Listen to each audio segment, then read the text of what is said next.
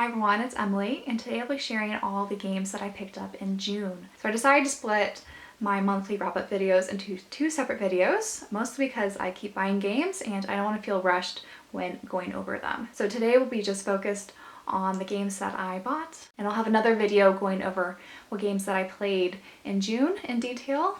I finished a few games, so there'll be kind of mini review styles in there, along with some plans for what I plan to play in July. So I have 10 games to share today, 2 of which I've shared on this channel previously. The first one was Crystal Tales, and this was featured in my PS4 collection video.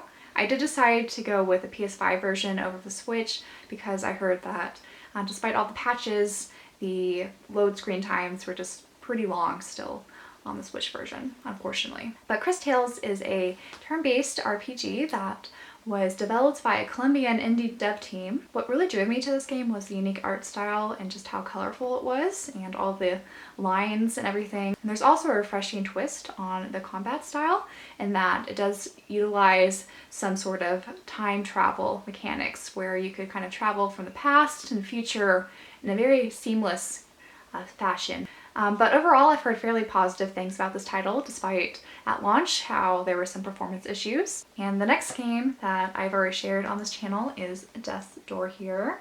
So I did get the special reserve version and did a full unboxing on my channel. And this is also a game that I played and finished last month, so I'll speak more on how it went in my next video. But for now, I'll just say that I really enjoyed my time with this game, and they also recently announced a retail version.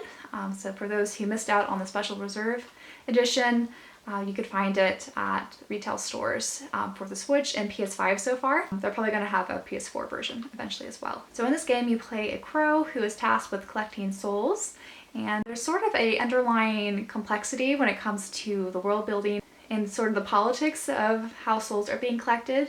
And it's just a really charming game that I really enjoyed playing. But overall, I highly recommend this game to anyone who's interested in a Zelda clone type game with sort of a mix of a Souls-like difficulty in parts. So the rest of the games are new ones that I haven't shared on this channel yet. I'll go over all the Switch games first, and then get to the PS Vita and Nintendo DS games a little bit later. The next game is another indie title, and that is Bug Fables. And as you see here, I did pick up the Best Buy variant cover. So I'm glad that I waited on this game and I didn't go through limited run games specifically because I think the cover on this variant is a little bit better than sort of the more browns you see in the limited run edition.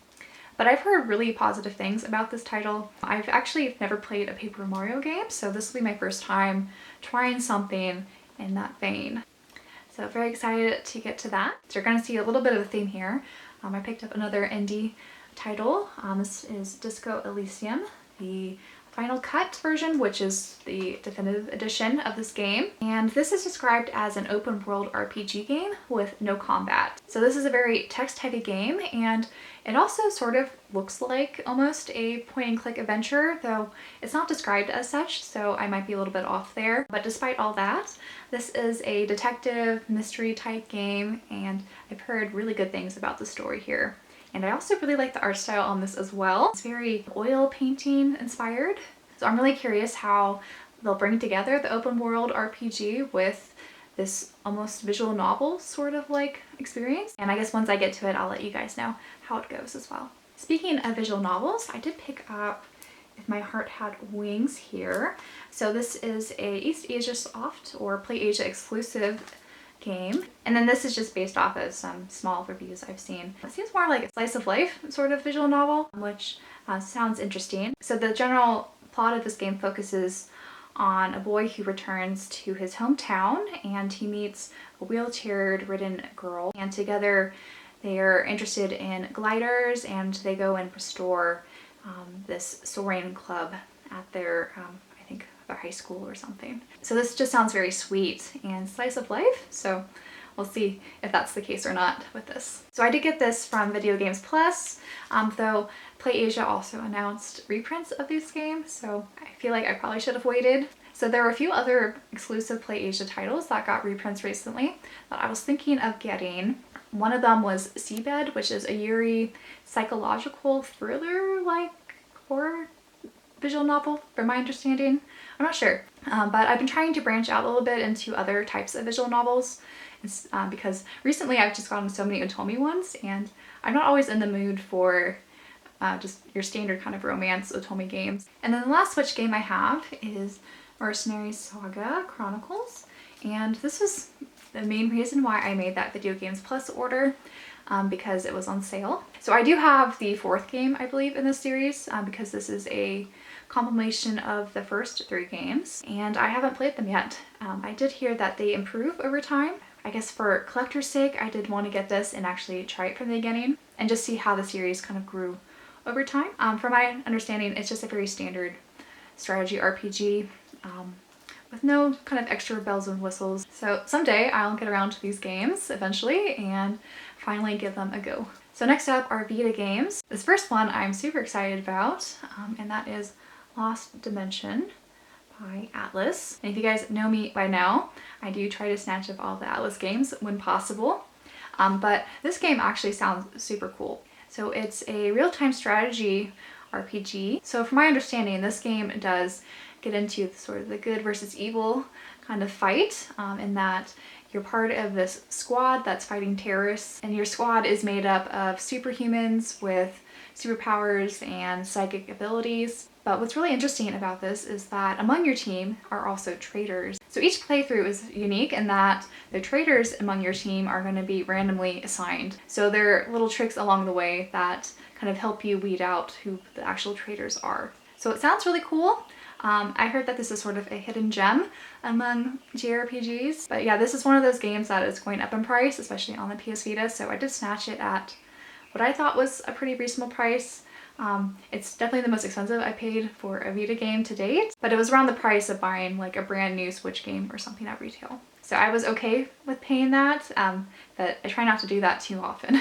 The other PS Vita game I got was a visual novel, and that is Psychedelica of the Ashen Hawk. So this is an Otome novel, and it's sort of related to the Psychedelica of the Black Butterfly that I mentioned last month that I did play. However, the storylines and everything are not connected at all. So the idea is that they're 2 separate stories, but I want to say that the art style and probably just the developers who made these games are similar. I probably should have done a little bit more research on what ties the 2 games together. But from my understanding, both of the Psychedelica games focus less on the romance, and they both sort of have this somber, melancholy kind of feel that I've been kind of in the mood for lately, especially when it comes to Otome titles. So specifically with the Ashen Hawk game, this has more of a traditional fantasy sort of setting in that you have these different ruling clans, and so apparently this legendary witch has to conceal her identity, and there's this other sort of mystery that's going on that she helps to solve. So it sounds really interesting. I really enjoyed my time with Psychedelica the Black Butterfly, so